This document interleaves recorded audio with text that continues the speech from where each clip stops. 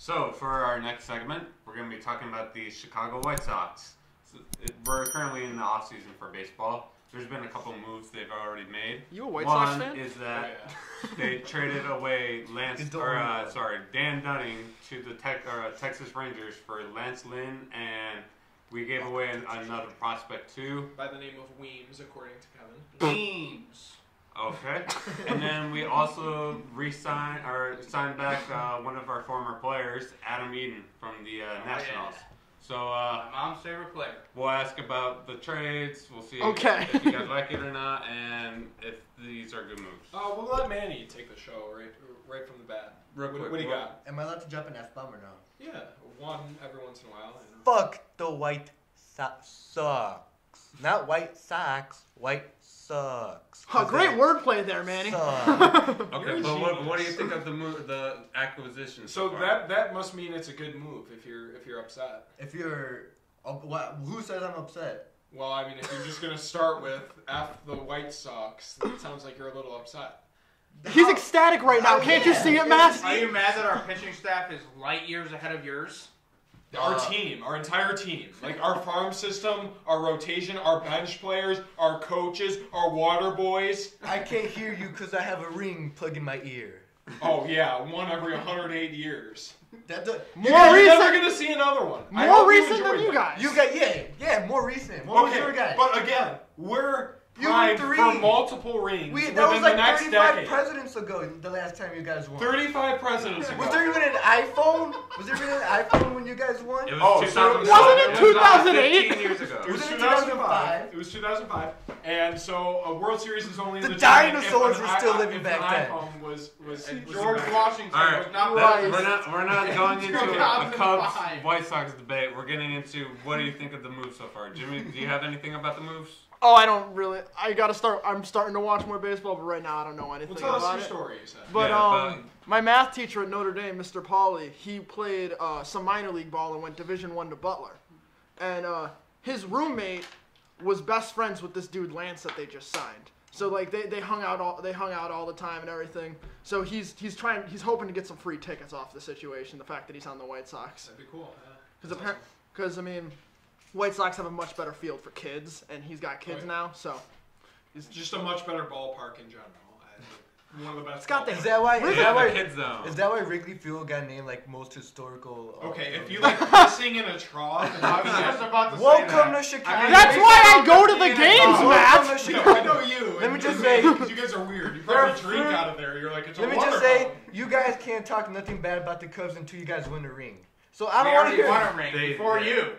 I'm talking about next, because apparently, the White Sox. Okay, we each have 3-3. I'm talking about in the future in these upcoming years. Yeah, we're talking about the future.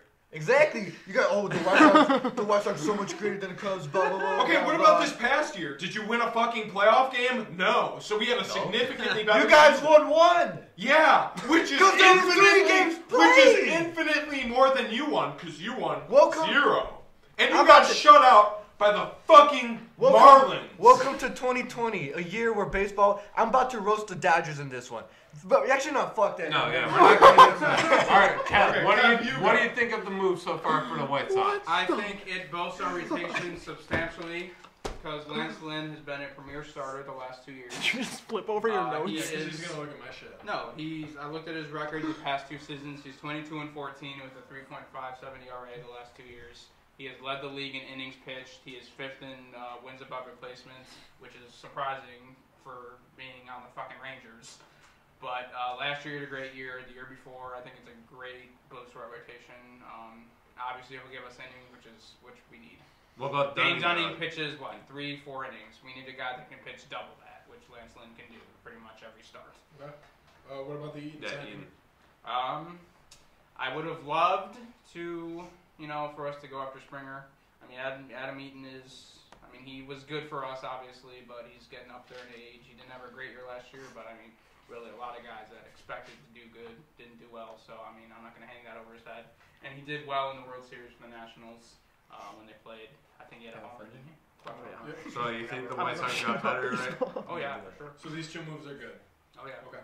I would have rather have them given up Kopech, like Matt was saying. Well, that was one thing I wanted to bring into the segment. It was because Gallo was rumored to be on the trade market as well, and my initial reaction was why wasn't Gallo included in that trade, and that's most likely because they asked the world for giving up Gallo, so probably like an Andrew Vaughn and a Michael Kopech, and we said no, which is probably good. I mean, Lance Lynn, like you said, he's a very consistent pitcher. He's a veteran. He goes deep into ball games, which is something we need. He's going to be a very solid middle of the rotation starter. He's not going to be elite. He's not going to be horrible. I mean, don't be upset if he carries like a 4.2 ERA. I mean, that's not even bad in these days. But I do want to warn you that he got significantly worse as 2020 went on. We'll make fun all of of his elite starts were like his first 3 games, and his last 3 starts were just pathetic. He's a bad playoff pitcher. Okay, he's got a 4.80 ERA in the playoffs versus a career 3.75. He's 5-4 in his playoff record, but he did win a ring with La Russa. He's a White Sox also pitcher. Choked kind of in that World Series. That was his rookie year, so Tony La Russa managed him in his rookie year. And one of Lance Lynn's things that he said was how good, like how highly he thought of Tony La Russa. So I think that'll help. But giving up Dunning, he's 26 years old. Like you said, can't really go deep into ball games, so he's kind of a gamble too. I mean, look at his best games, the Tigers, the Royals, so you can take that what it's worth. I think this just signifies that we're going for it now, and I think Lance Lynn will be better than Dane Dunning in the immediate term, but maybe give Dunning 2 years with the proper coaching and stuff, and he becomes an all-star, which I think we might miss out on, which is why I was a little upset at the beginning. Not for the Adam Eaton signing, like you said, George Springer would obviously be nice, but who knows with his hitting? Was it due to cheating? Was it not? Whatever. But now we have. Can you please shut up? Yeah, can you guys shut the fuck up? So now we got. Go ahead, talk. Yeah, no, we're talking, but you're don't talk. You're giggling like little schoolgirls over there. Hit him if you want. And then the Adam Eaton signing. I mean, he's likely going to platoon with Adam Engel in right field, which is going to be good. Because Engel last year hit .313 with 2 out of his 3 homers coming against lefties, and he had significantly less strikeouts. He carries a 353 on-base percentage against lefties. Eaton, since 2018 versus righties, he hits .287, 375 on-base percentage with 21 homers. So, I mean, they're going to be platooning. So, Eaton will play when it's a righty, and Engel will play when it's a lefty. So, I think that's good. Then you can also put Larry Garcia out there. And I still think you have room for Michael Brantley, who I would like to see be signed because he's just such a consistent hitter. He's always like 320, and I mean, he succeeded well before the Astros. I mean, he's just a great, fundamental, solid hitter. He's a little up there in age. Eaton's defense is a point of concern, but he's always kind of like that hustle player. He's very dynamic in the clubhouse, or polarizing, I should say. Either you really love him or you really don't. And I guess there were some problems I can't really confirm nor deny because I'm not on the White Sox, obviously. You hear all these BS stories, so you can take that for what it's worth.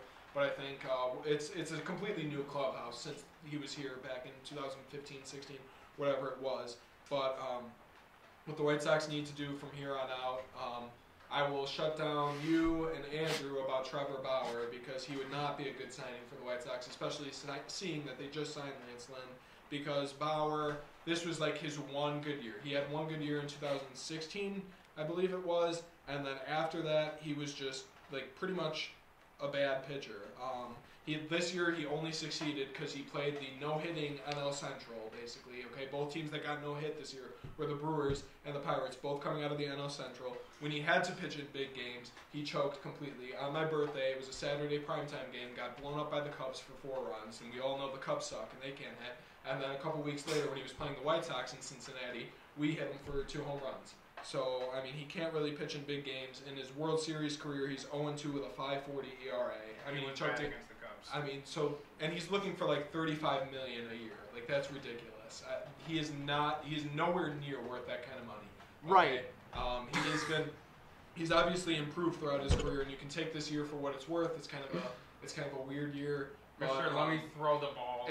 It was also like a contract year. He's also kind of a hothead. He did throw that ball over the fence. So, I mean, again, that's another player where you bring in that can really help the clubhouse and help the team, kind of rally. But I don't think he's worth that kind of money. Like I said from the beginning, but he doesn't belong to teammates. You sign a guy like Tanaka, or you get a Lance Lynn, because those are 2 like middle of the rotation starters, and I think that's the best thing that the White Sox can do. So now our rotation looks like Giolito, Keuchel, Lynn, Cease, and then you can throw Lopez, you can throw Crochet possibly if he'll start, use him sort of as an opener. So there will be guys competing for that 5th spot, which is awesome. But like I said, Bauer has a 4.37 ERA minus this year. I mean, I don't know what his career ERA is. It's significantly lower because of this year. But his K through 9 was also about 2.5 lower than his 12.5 of this year. I already lost, and then I made those other points. So, I mean, I really don't think Trevor Bauer would be worth it. So I think White Sox fans need to stop thinking that we need Trevor Bauer to compete.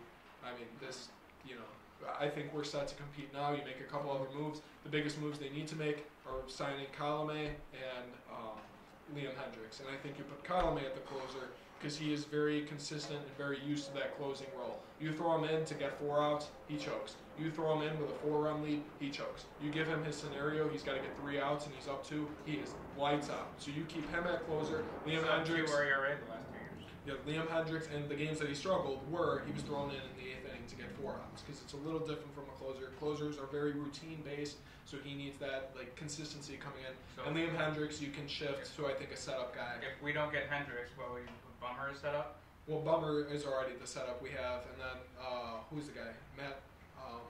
Matt Foster. I mean, we have guys. Garrett Crochet will probably be a setup man as well. So those are the 2 moves that the White Sox really need to make, and then I think we're easily the best team in baseball if we go get those 2 pitchers. You guys, what were you laughing at over there? Real quickly.